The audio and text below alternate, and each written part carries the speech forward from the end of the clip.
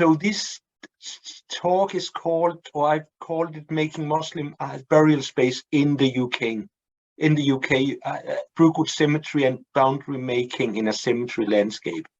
And the idea of making Muslim burial space in the UK is based on an article written by Professor Ansari, I think from 2007, who kind of, I think, is the first one to actually explore, at least to some extent, the role of Brookwood Cemetery in relation to the establishment or the emerging nature of a Muslim identity in the UK.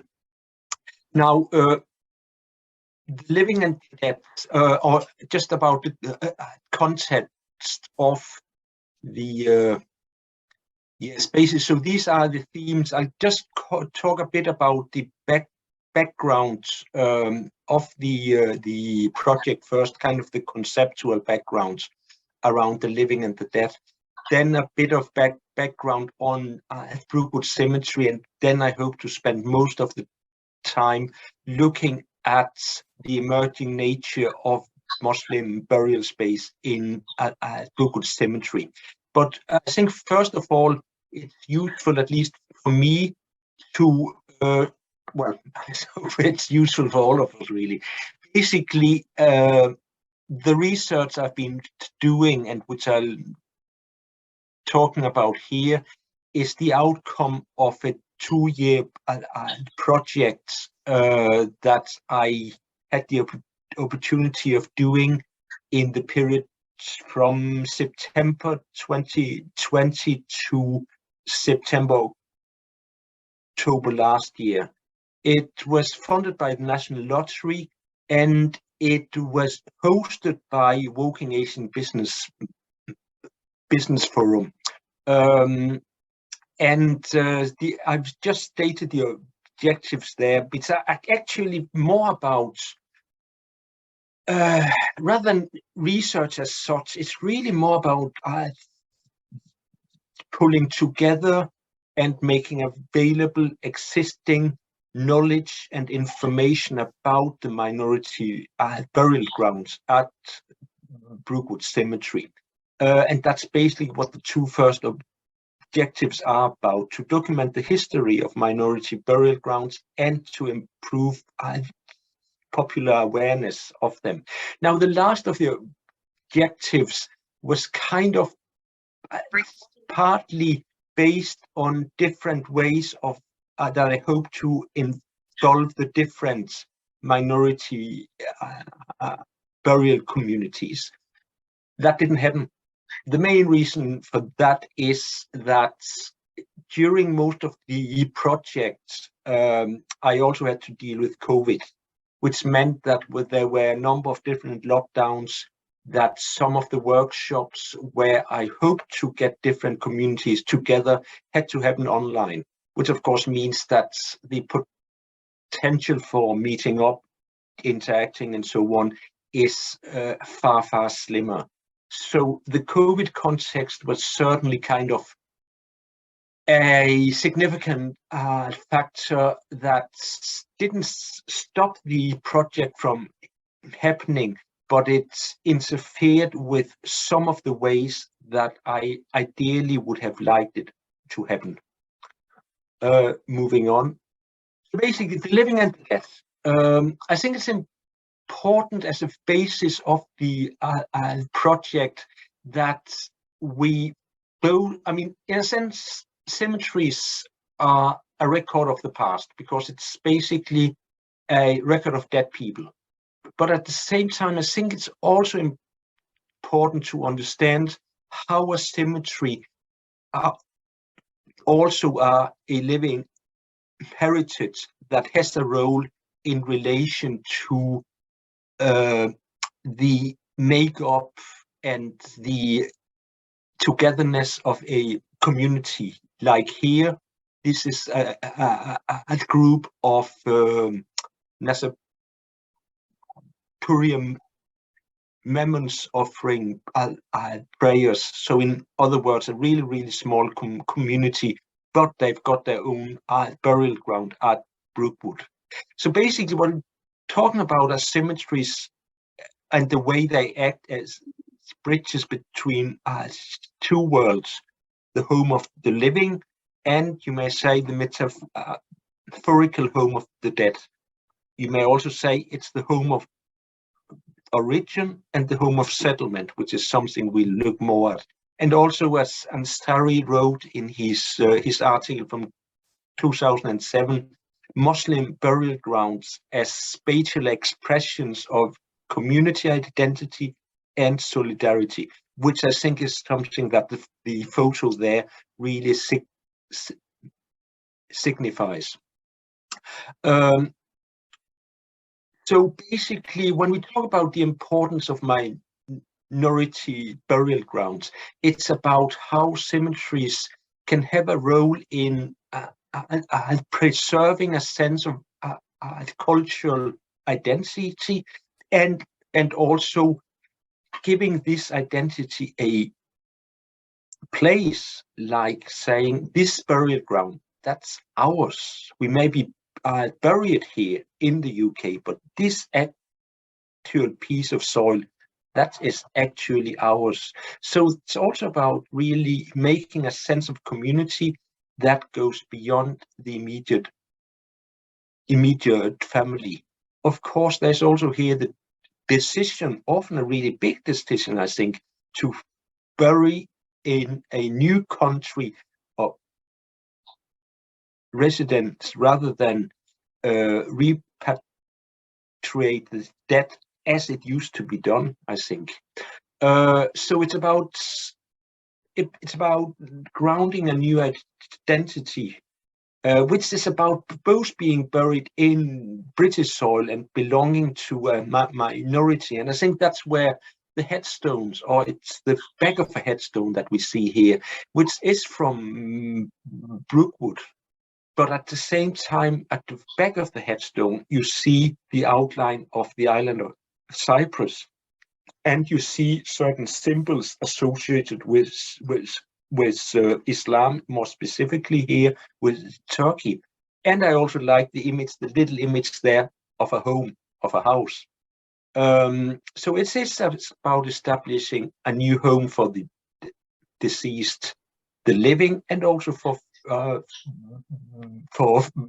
future descendants.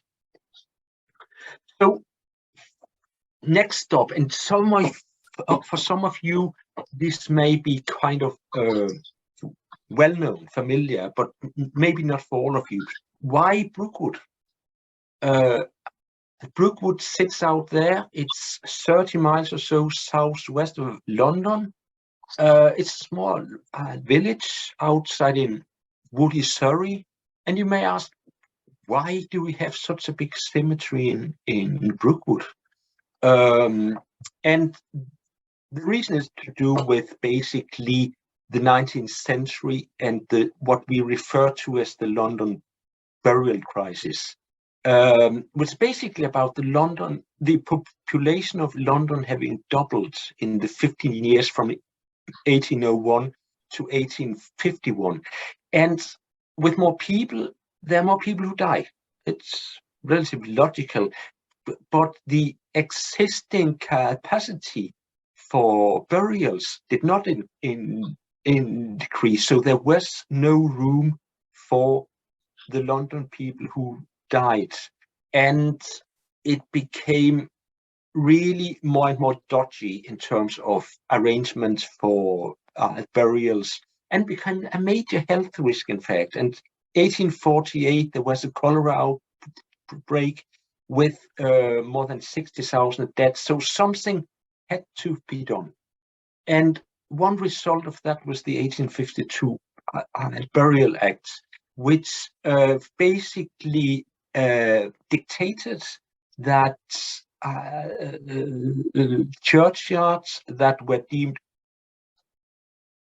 overfull were to be closed, in the sense that they should not accept any new burials, because they were basically a danger to public health. Something else that's less well established, but really significant, and I think also really with a good element of foresight, is it was stated that all new burial sites, cemeteries, had to be part consecrated in order to meet the needs of local non-Anglican populations. And that's really important as in order to understand how minorities ended up finding room for themselves within cemeteries. Basically, here we've got them, 19th century cemeteries in Greater London area. Some of you may know the term the Magnificent Seven. The Magnificent Seven is basically 7 19th century cemeteries established in the Greater London area. And it's a term that receives more attention really than it should, because it was essentially invented by a journalist in the 1980s.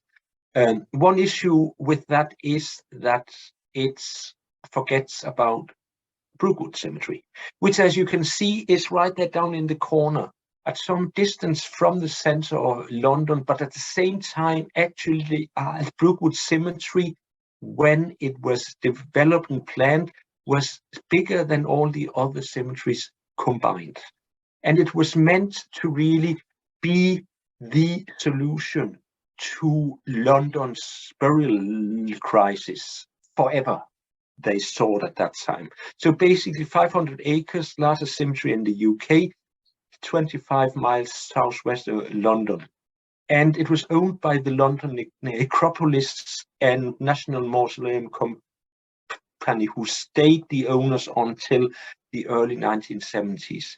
What was unique about it, and in a sense also a sign of modernity, you might say, that it was a business model that was based on the railway link to London, where most weekdays there would be a special train departing from Waterloo Station and arriving in Brookwood.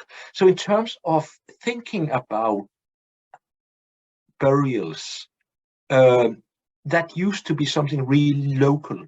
You'd be buried in your local village, your local town, and certainly the local churchyard or the local burial ground. So being buried at some distance away from where you died and from where your loved ones lived was actually rather novel.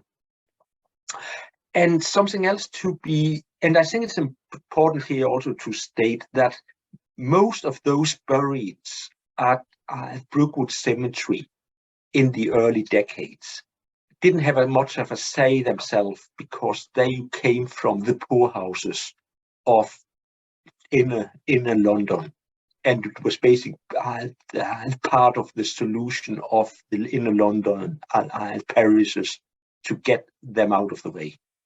Something else that I will expand on now is the division of Brookwood Cemetery into a consecrated and a non-consecrated section, which is illustrated here on this map from 1890, where you can see, some of you may be more or less familiar with Brookwood Cemetery, and but important is to notice two things. One of them is the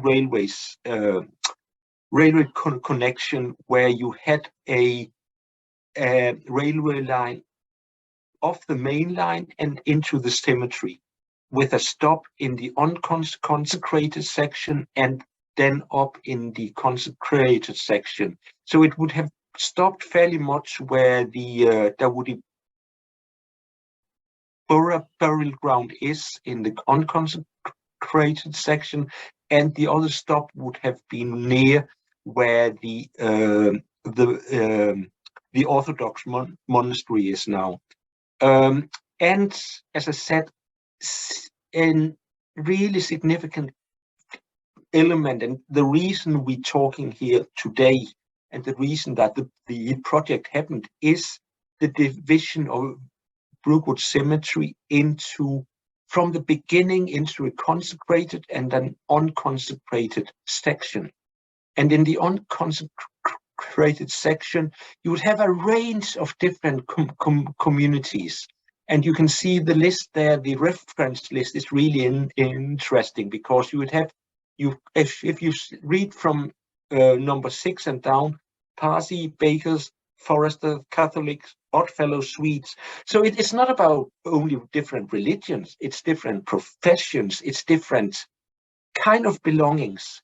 And that was kind of one of the defining features of the cemetery, which some elements of this we can still recognize to this day.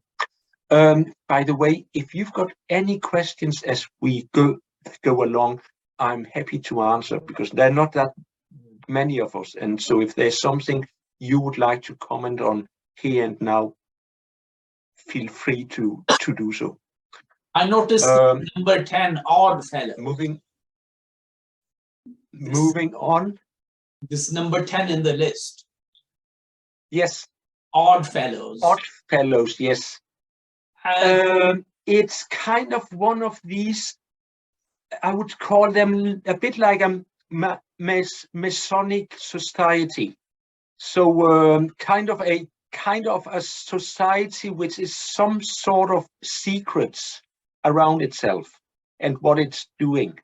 I know the term also because we've also got Odd Fellows, for example, in Denmark, but it's one of these semi-secret societies.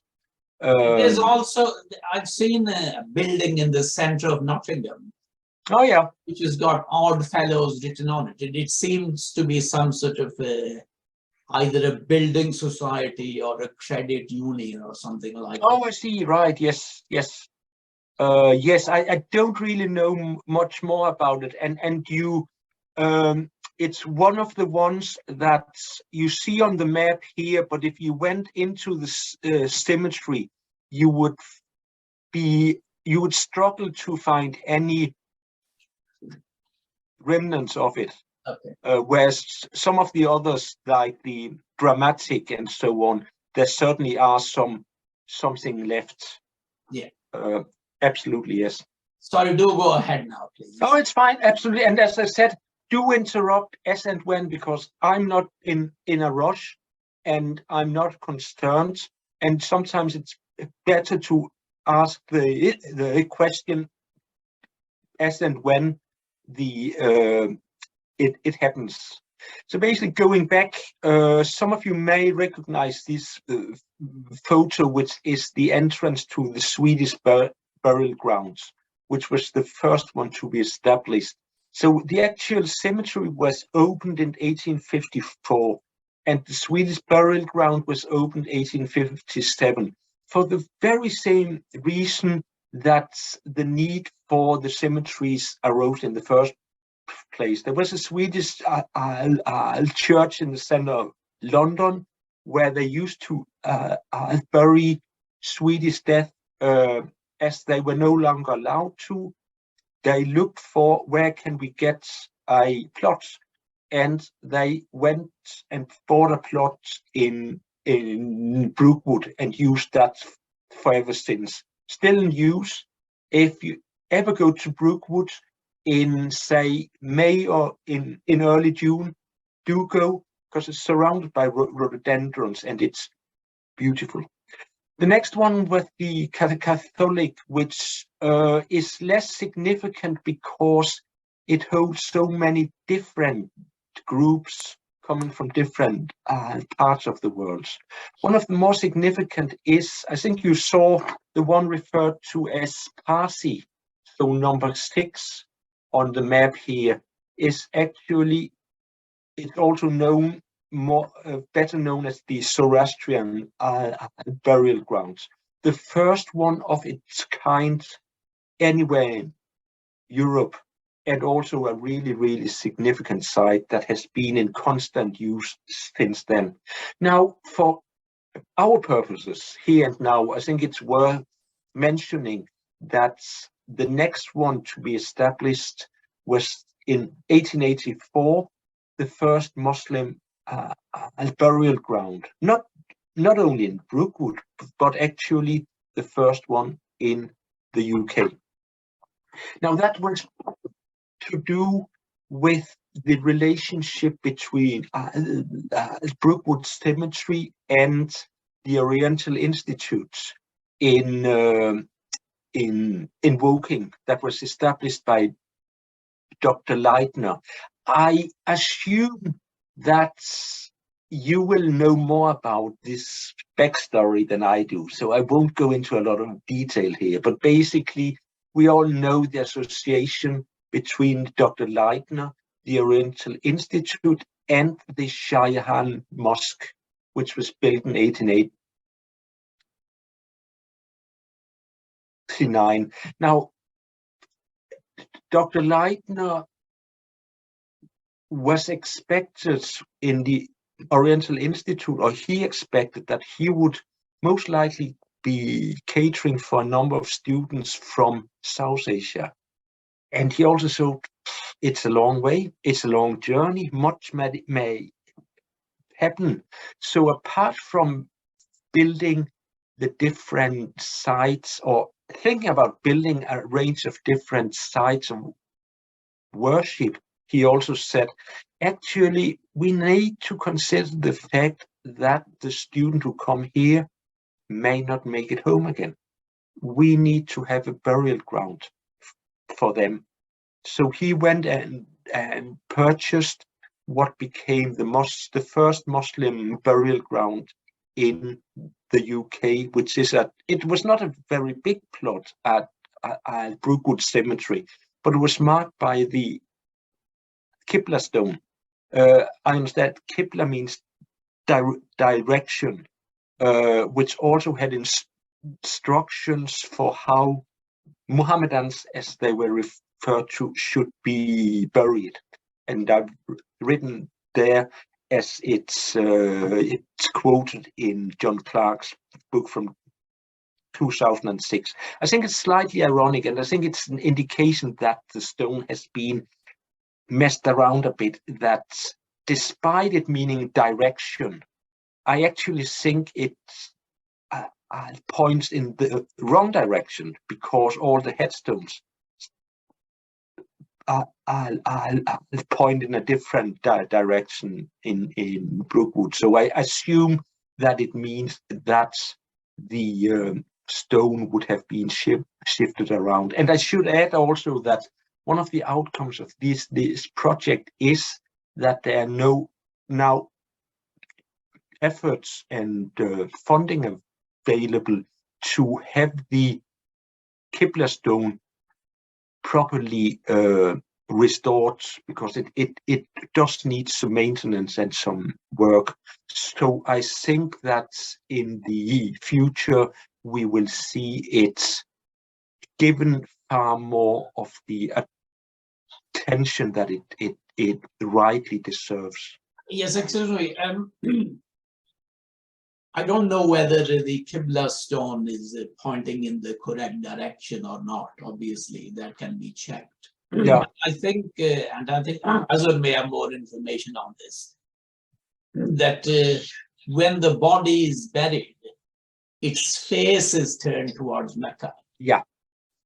So, as far as I understand, it's not the length of the body as such which points towards Mecca, but the face. Yeah. So it might be, we don't know which way they turned the face in the grave. No, that's right. That's right.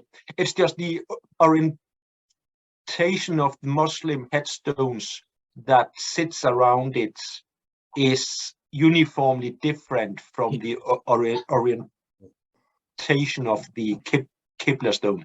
And that's on the basis of that, I assume that it has been shifted around a bit. Only I can just add something regarding your point. It need to be maintenance, and we tried nearly 7-8 years back when we first, me and my wife found first this stone. Yeah. We decided it has to be more visible. Yeah. Making nice platform underneath and put it on that one. Yeah. So we raised some money, and early days it was quite difficult because Brookwood Cemetery, they didn't allow me to touch that one. But then I persuade them and I speak with them many times for a couple of years. And then Brookwood Society, they support me. Even they donate some money as well. And we raise some money. But then Brookwood Cemetery says it has to be done by our approved funeral, what they say, Masons. Masons. So then I contact them. They came, they looked, and then they said, look, it's a really, really old stone. So maybe when we are digging out, we damage that one. So that's why we dropped that idea. Okay, leave it as it is. Otherwise, we designed something. I had still that plan, which me and Brookwood Cemetery Society, we designed, one of the architects, he designed, if we can make a nice base and put it on that one. But unfortunately, it's not happened because they said it's not stone. That stone is too old. Maybe when we are digging out, we break that one. We damage that one. Yeah. So then they decided to just leave it as it is. Yeah.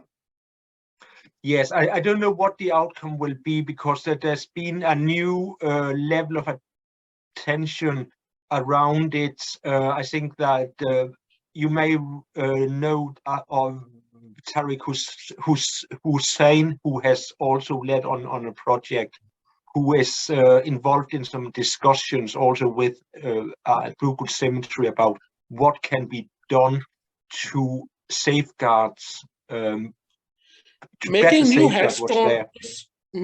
headstone, according to this, it's quite simple and quite affordable. Yeah. Rather than digging out this one and doing some maintenance work, that was a very, very expensive. Yes, I don't really know what will happen next because I've kind of stepped back from that. But I certainly think there's a new level of awareness also within Brookwood Cemetery around the significance of the headstone. Yeah. So I'm fairly certain that something is in the making, though I'm not exactly sure what. So moving on, basically Leitner dies 1899, and basically he was the one leading the Oriental Institute, and that also meant it, with him dying, it closes down. In his lifetime, the Muslim burial ground was never used, and it's not until 1914 that we have the first known Muslim burial at Brookwood Cemetery. And then, of course, 14 to 18, we also have burials of Muslim soldiers killed in First World War, which was originally the burials took place in the Muslim burial ground in Horsell Common near Woking. But what happens is that Brookwood Cemetery, because it's still the one and only for a fairly long time, is certainly in the south or in the London region, that it becomes the burial ground for well-known figures in 20th century UK Muslim society. And again, I think these are names that you are far more familiar with than me. But basically, what I find really interesting is that from the relatively small plot, what it expands more and more, and you've got a wide range of different styles in the headstones. And one can, according to the burial records, we've got a total of 390 Mohammedan burials by 1948.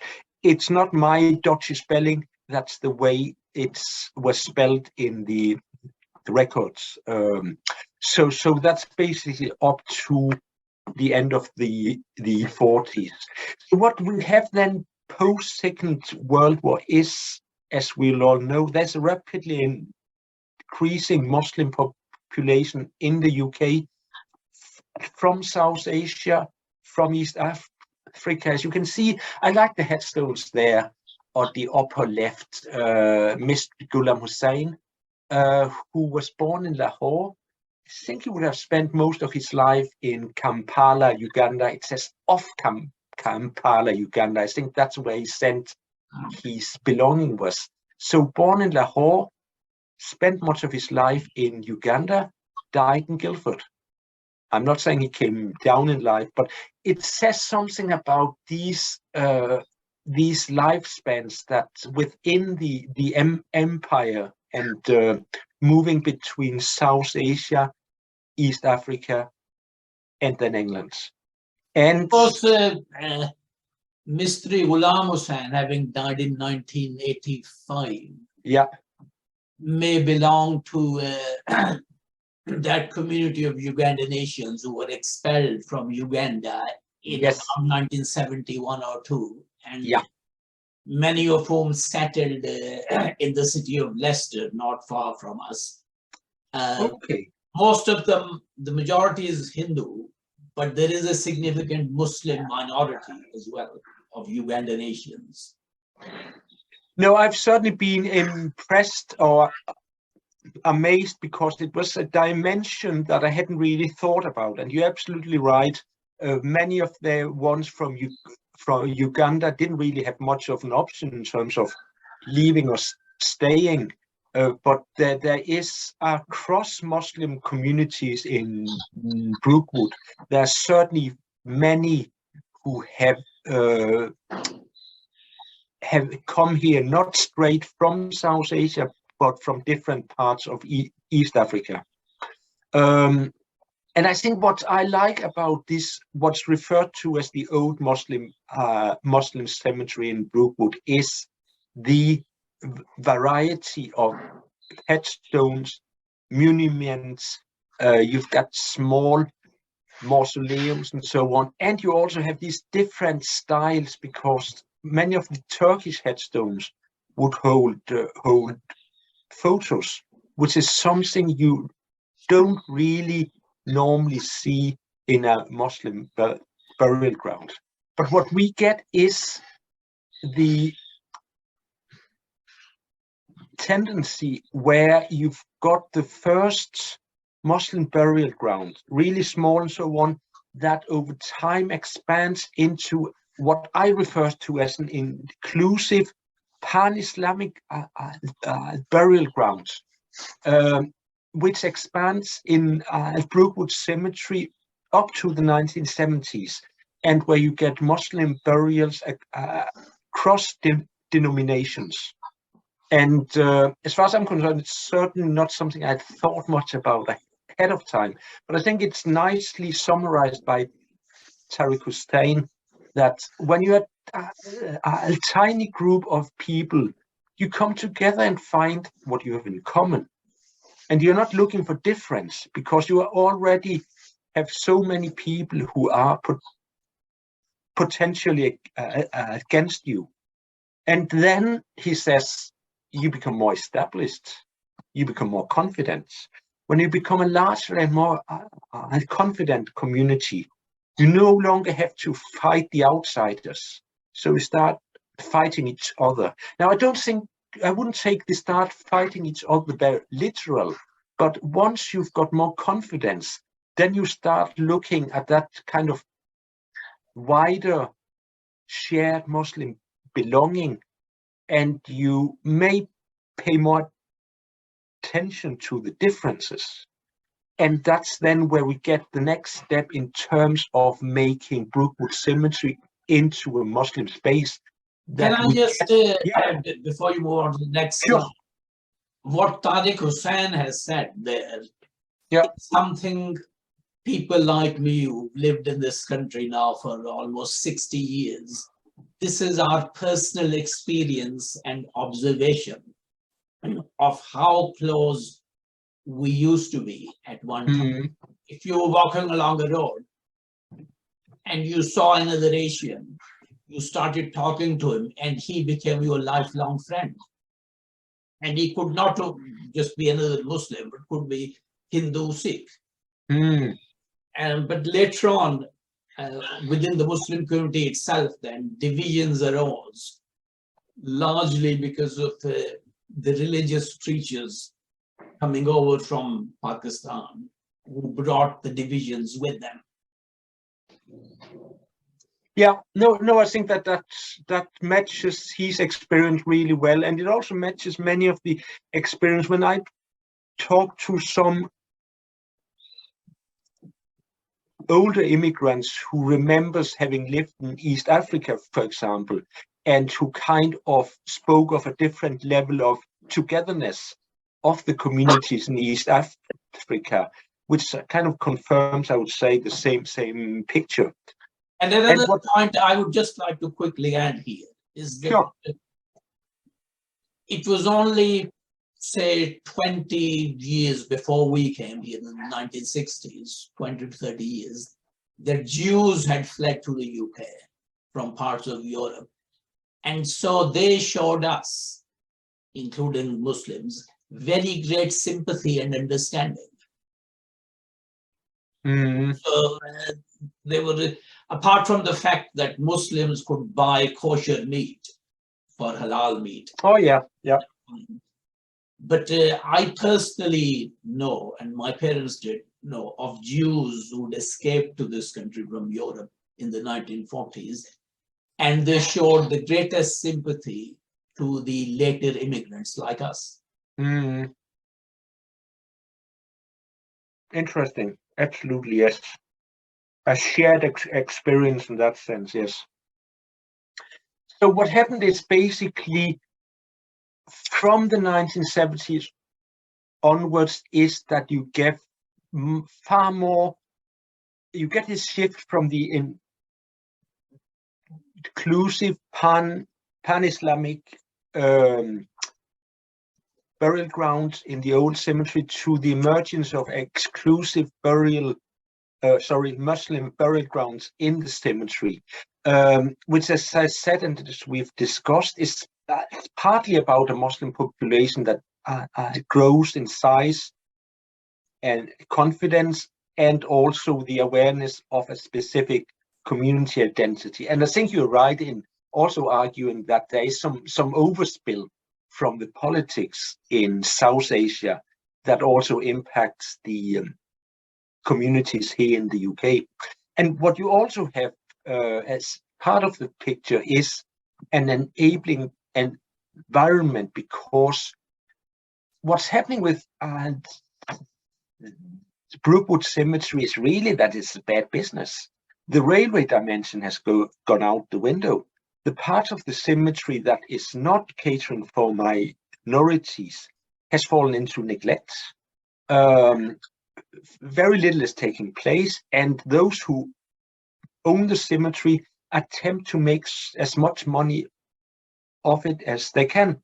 And one of the things that happened, and it's really significant for us, is that the 1975 Brookwood Cemetery Act enables minority communities to buy their own burial grounds inside the cemetery. And that's what we see happening. There you can see the upper image there is from the Ismaili Cemetery, which is easily the biggest minority cemetery in Brookwood. And you would be familiar with the lower one there as well. What then also happens is in 1985, Brookwood Cemetery is bought by Ramadan Guni, a Turkish Cypriot businessman who, of course, also understands more about the needs of Muslim communities. So just as a summary here, if we look at the emergence of smaller community burial grounds, we've got the Ahmadiyya burial grounds emerging 1975. We've got very much, I would say, their next door neighbors. Your next door neighbors, sorry, the Jamaat burial ground. And I should say that the word Jamaat, now I'm not a linguist at all, but I think it translates into community. And in itself, it doesn't really say a lot. It's about like if you support a football club and you say, I support FC, but you say no more. So basically what it refers to is the Khwaja Kamal-ud-Din community. Sorry about my pronunciation. Also with roots to northwestern India, and also with a shared history of migrating here from East Africa. You've got then in 1982 the Nasirpuri Memon burial grounds, which is really, really small. I think there are 15 or 16 graves there. You've then got 1983 the Dawoodi al-Burra, the Nahmibah, and then the Bageshira burial ground. 85, you've got the Ismaili burial ground. I've then also indicated the non-Muslim developments, the mainly among the Orthodox communities. And as you can see, they may all be Muslim burial grounds, but they are such a range of diversity among how you represent your dead ones. And the one in the top on the right hand side is from the Ismaili burial grounds, which is very, very homogeneous, and where it only says really the dates of year and the name, the dates, and that's it more or less. And then next to it, you've got the Bageshira, where there's a far different level of richness in terms of the use of symbols, and so on. So in that sense, and you've got what I find really interesting from my own perspective, because of course, as an individual, you want to know as much as you can. And many of the Ahmadiyya headstones are very rich in terms of giving you some insights into the life story of the individuals that are buried there. Obviously, sometimes it's also about the most successful ones having the most to be said about them. But still, there's certainly a lot to be gained there.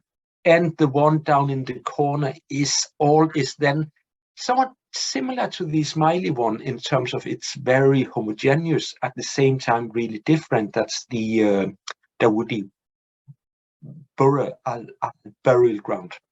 So in that sense, you've got this sense of individuality with a number of small burial grounds, or not so small ones, emerging.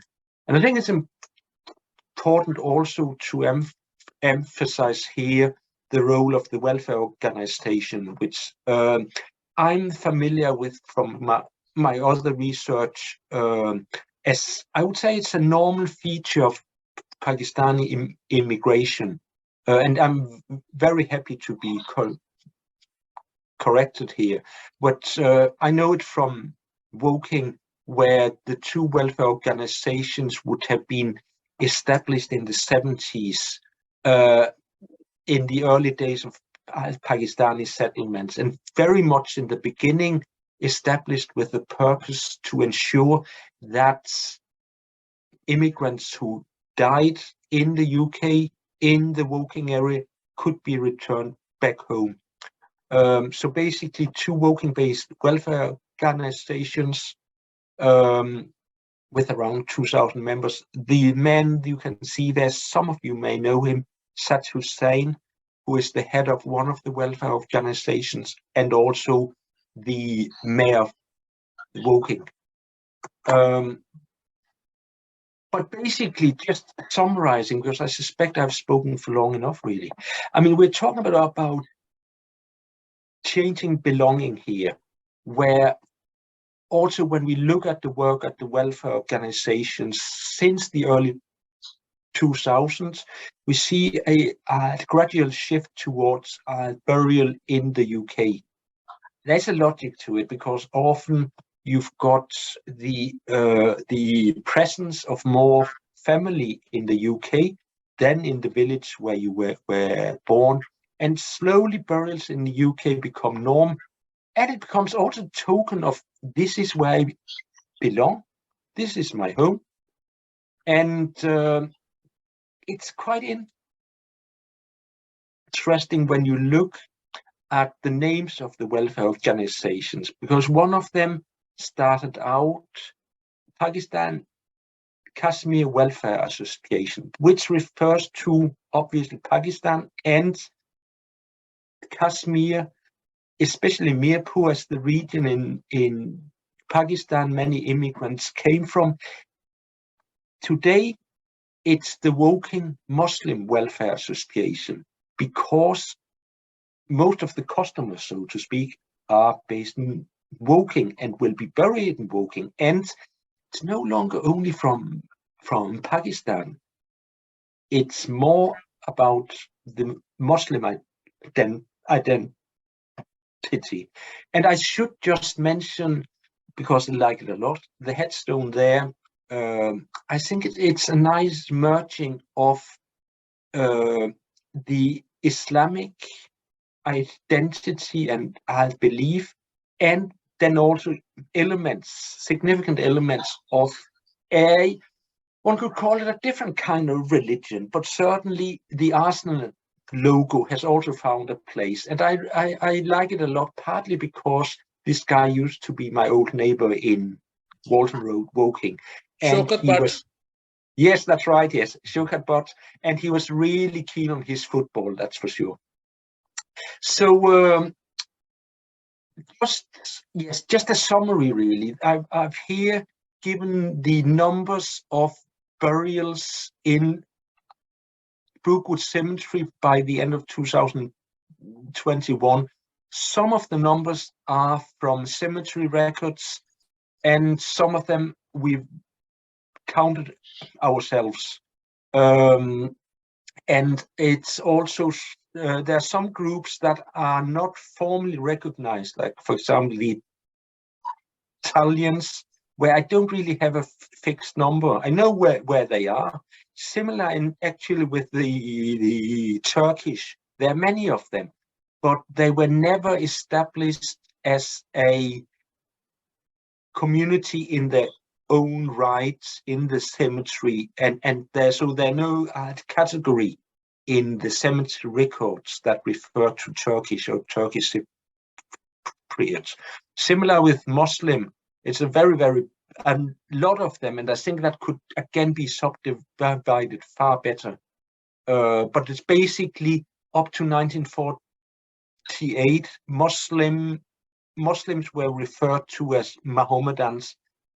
From 1948 onwards, the term Muslim was used.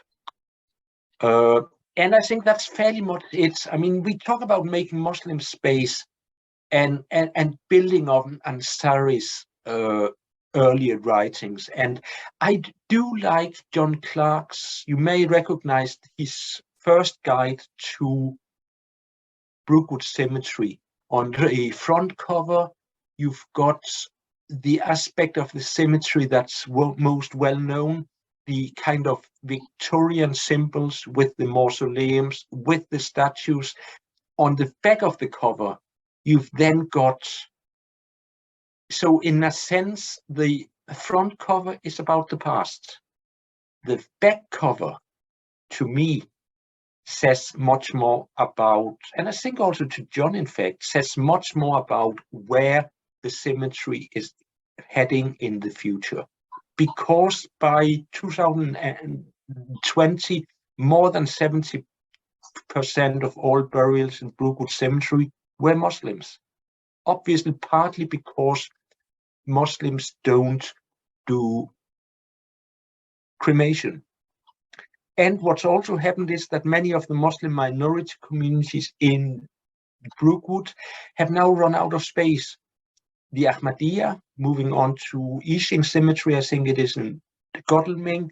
the Shia, from the Barishira, moving on to the Eternal Gardens in Kent, Jamaat community, which are fairly much concentrated in North London, have moved on to a number of cemeteries in North London. So in a sense, Brookwood Cemetery represents and documents an important aspects, I think, of Muslim settlements in the UK. And I think with the range of different minorities you can see there, it's unique, I would say. And at the same time, it also says something about the future, in the sense that a number of the communities have now moved on because they've outgrown Brookwood. And I think it was meant to be the biggest cemetery in the world. I like the idea that it's become a cemetery of the world, with burial grounds as sites of community and belonging, the gradual transition from repatriation towards burials in the UK, and also this, as we've talked, which is basically what we've talked about in inclusive Muslim space to exclusive community spaces, both in Brookwood and beyond. And what you can see there on the left-hand side is the cover of a 36-page booklet, I think it is, that I've written about the project. And if you want me to send you a copy, or if you want a number of copies sent to you for distribution, I'm really happy to do so. And I would like to thank you. Thank you.